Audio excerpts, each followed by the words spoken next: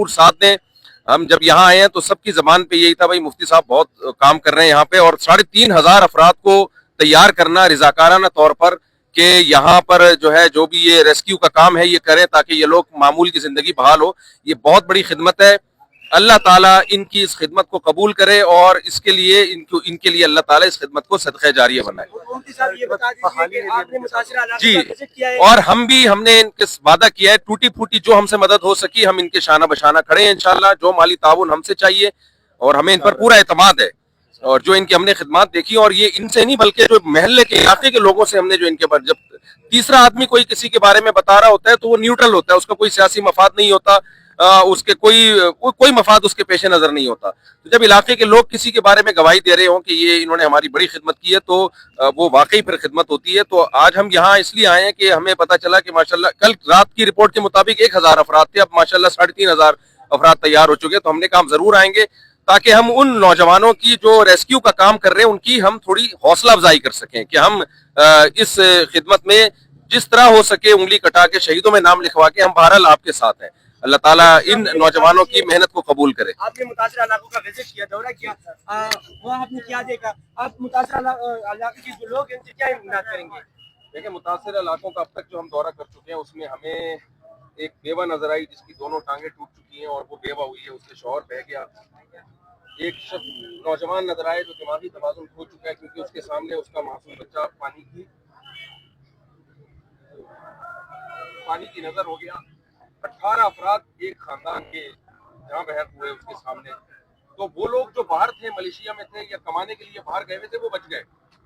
अब वो आके अपने गांव को देख रहे, पूरा गांव मिलियमेट हो चुका है। और अब इनके लिए असल मसला ये नहीं है कि जो है हमारे घर और हमारे मकान, सबसे बड़ा मसला अपने प्यारों की लाशें तलाश करना। तो ये बहुत बड़ा मसला है। अल्लाह ताला से इस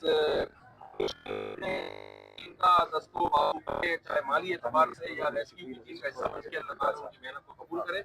और असल ये राशन वाशन तो सिर्फ एक अलामती चीज होती है, और मुफ्ती फजल गफूर साहब से भी कल रात हमारी इसमें बहुत लंबी डिस्कशन हुई है कि राशन बड़ा मसला नहीं है, असल ये है कि इनकी मामूल की जिंदगी को बहाल करना है। उसके लिए पाइप पानी की लाइनें डालना और घरों की तामीर करना, सोलर प्लेटें लगा के ताकि ये बिजली वगैरह गाँव देहातों में आए।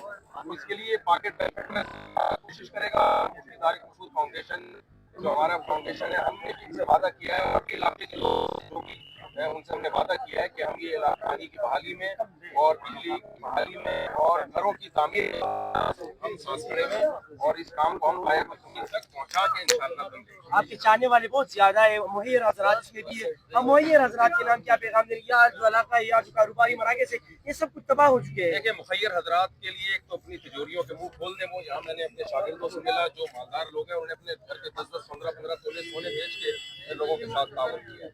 दूसरी बात ये कि जब भी ऐसा कोई मसला होता है तो उसमें जो मुस्तहिक और गैर मुस्तहिक में फर्क करना बड़ा मुश्किल काम हो जाता है।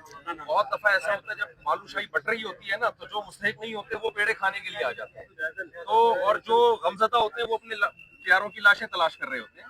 तो अपना पैसा सही हाथों में पहुंचाएं आप।